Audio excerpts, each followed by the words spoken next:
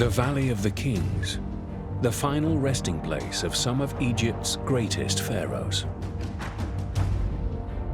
Here, in November 1922, British archaeologist Howard Carter discovered the tomb of the boy king, Tutankhamun.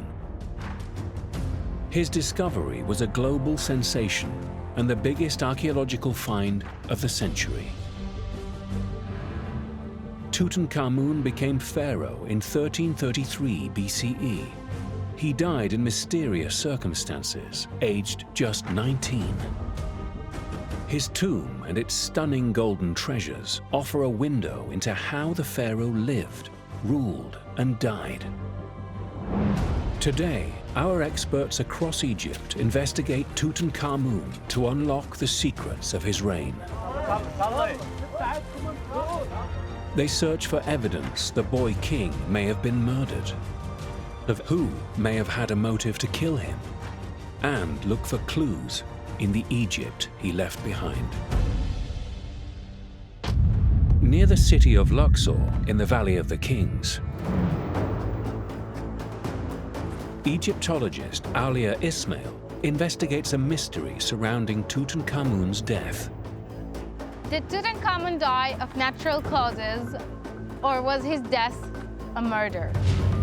For 6 years, Alia has led an Egyptian team which has scrutinized every inch of Tutankhamun's tomb. The team is digitally scanning and mapping the valley's tombs to recreate them in high definition, an aid for researchers and restorers.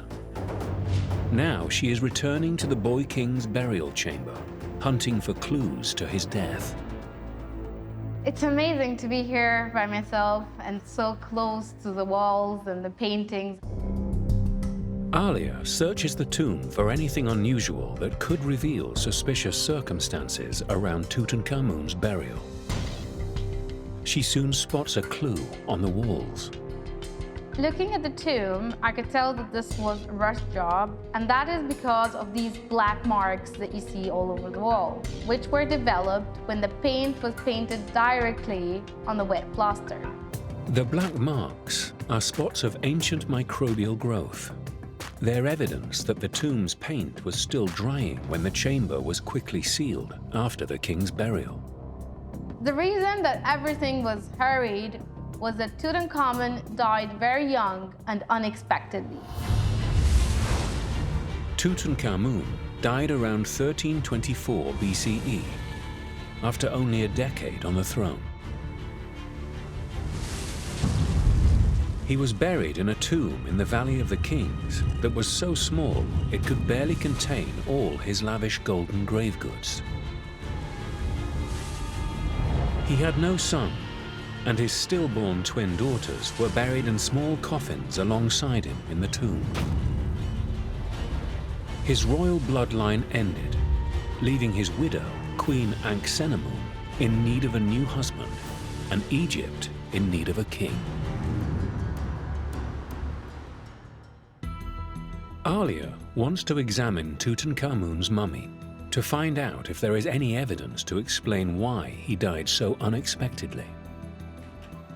Today, it remains on display in his tomb, inside a special climate-controlled case. This mummy is thousands of years old.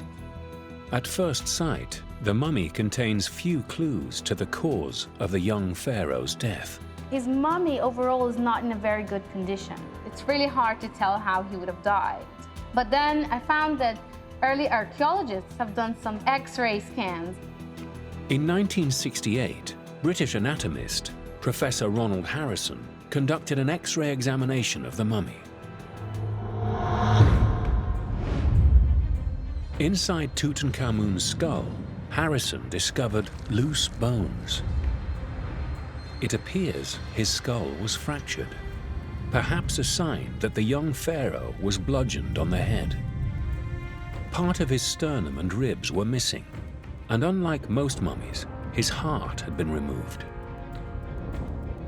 Later scans revealed a fracture at the base of his left femur. The cause of the broken leg is unknown, but the scans suggest it's possible that Tutankhamun died as a result of foul play.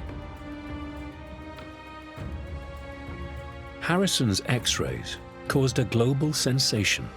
This is what led people to think that Tutankhamun was murdered. Tutankhamun's death had become a murder inquiry, ancient Egypt's greatest murder mystery. To find out if Tutankhamun was murdered, Alia wants to investigate the people closest to the doomed pharaoh. I want to find out who would have benefited the most from Tutankhamun's murder. 2023国家地理路跑现在开始报名喽！为永续而跑，邀请您一起来加入。预知更多活动详情，请上国家地理官方脸书粉丝团查询。